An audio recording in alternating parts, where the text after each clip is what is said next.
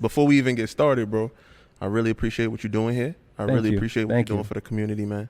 And the reason why it is where it is already is because you struck a nerve. There was a space and an opportunity, and you jumped right in the middle of it. So this is out of here, man. This is out of here. Trust me, brother. I watch people argue on the internet all day long, and they got 11-second cars about who's slow and who's dead. Y'all all dead. Y'all all slow. All of y'all. Every last one of y'all are slow, right? A very few cars that are legit, like by today's standard, right? Fast cars. So what is the difference? Sure. But you said it. I'm gonna give you a better one. I'm gonna give you a better one that anyone can do. So I raced his 1200 horsepower E36. His car went 171 mile an hour on that run, and I went 166 mile an hour on that run. Who crossed the line first?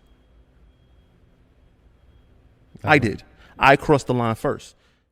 So they know it had to be me. Yeah. So that all came from here. You feel me?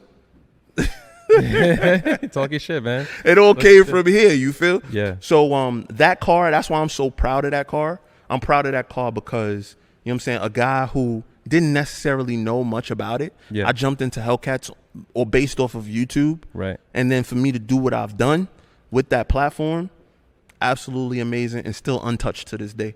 As far as there is no manual Hellcat that's as fast as mine. Before we get into a little bit like down the road with the Hellcat, there's a video that you posted and you were talking about lowered cars with spacers are not builds. No, they're not builds. Okay, so this car behind us is lowered with spacers. I like to call that OEM plus. OEM plus. I like to think of it as OEM plus. I hear that a lot now. More so with BMWs. Yeah. Say if you get a set of wheels, is that a build? Just wheels? Yeah, and suspension, or maybe you have like just springs on your car, lowering springs. All right, a drop, wheels, nothing else. You're getting there, but you got to tie it all in. Right. I'm a very detailed person when it comes to modern cars. That's my background, though. My background is in making cars look beautiful. What do you do for work that you're able to afford the cars that you own? So, my day job it's funny. It's also in the auto industry.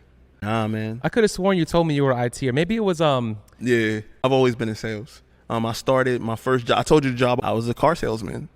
Oh. The 12-hour days, and I've worked my way up through the automotive industry. Oh, that's cool. That's cool. I work for a major automotive brand. I am a brand representative, so I represent the brand, and I work my way up to that. I work my ass off getting to that. I have a dual income household. It's not just me. Right. My wife make paper. You know what I'm saying? So that dual income household is how, I'm able to, sustain, even not making YouTube videos anymore and introducing, I figured out that a white Corvette that the top came off of would do the job. Bro, I bought a C5 Corvette and the tables turned for me ever since then. I've always been in the looks, but then I got introduced to speed, to performance. So as a young kid, how were you able to keep up with the car parts? And let me tell you something, bro. As long as I moved out of my parents' house when I was 19, so I was young when I moved out. So I did have rent. I had my boy Rob. Me and him moved out together, and we went out to take on the world. We thought we was gonna be able to hang out every day, all day. Yeah. We ended up with 12-hour shift jobs. Oh, so you know what I'm saying? Working. Yeah, I've always been working. I was working when I was 15. I had 2 jobs. When I did wheels, I drew on a piece of paper a wheel that instead of going straight up and down like this, a wheel that went like this. That is called concave today. I drew on a napkin what that was. I took it to the engineers that made the wheels for me, and they said it couldn't be done. 2 years later, somebody that had a mind like me figured it out. Shout out to 364. Shout out to Jordan down in Miami. He figured that out, how to get it done. Changed the game completely for 3-piece wheels.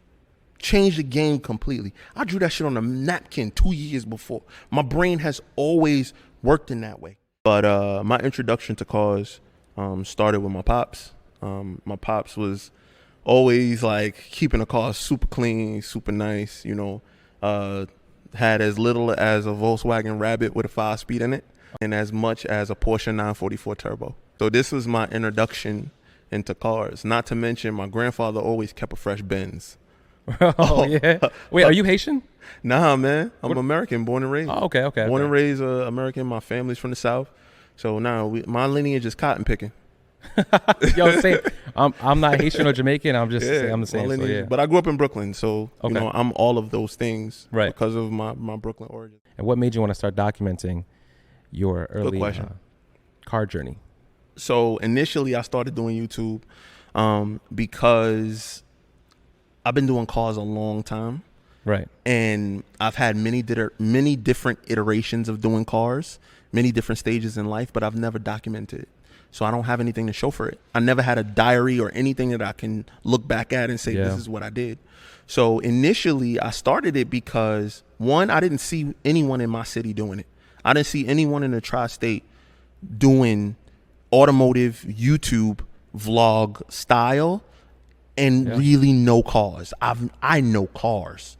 You know what I'm saying? So I wanted to be able to just have that for myself. And if it never blew up, I was okay with it. Drag racing is not necessarily how much power you have or whatever the case may be. It's all what your car does in the first 300 feet. In the first 300 feet. Okay. After the first 300 feet, it's determined what your ET is going to be. Pretty much. And you can't even make up for that halfway down the track. No. Right. You can't recover that. Drag racing is all about what happens within the first 300 feet. So that 60 foot is everything then, basically. In drag racing? Yeah. Yeah. Getting that car off the line, and that's what drag racing is. Right. Drag racing is the launch. Everything is in the launch, 100%. And putting the power down to the ground. And getting the power down. Yeah. Which is the launch, again. Right. It's the launch. Interesting.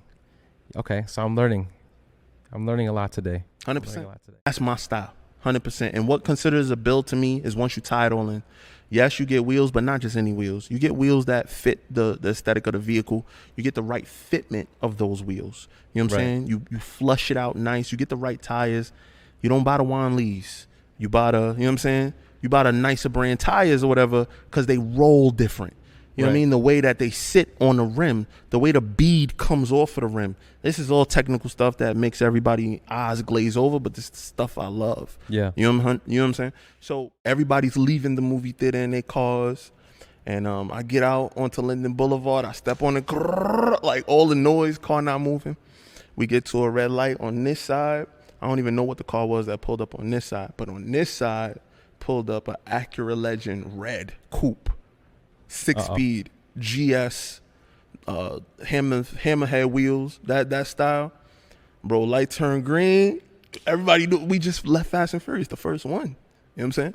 Everybody mad at me and this other car. I don't even remember what it was. It wasn't important. Maybe it was another Honda or something. But that Legend killed us. I had friends from all different parts of the Caribbean, growing up in Brooklyn. Okay. But my grandfather kept a fresh Benz, and funny story. My grandfather would turn off of Myrtle Avenue onto Troop, for those that know. And on the way to the cleaners or to run the errand, it was always this one street where he would hit it. And he would get up to about 40 miles an hour, and he'd be like, woohoo! You feel that, boy? You feel that? What's up, guys? If you enjoy my content, support me with a subscription. Sorry for bothering. I'll let you continue with the video. But there's always been another league, right? There's always been levels in everything, bro. In everything in life, there's levels. There's somebody that's a guy who makes, $150,000 a year that thinks he's rich. And then there's another guy who makes $150,000 a month that's laughing at him.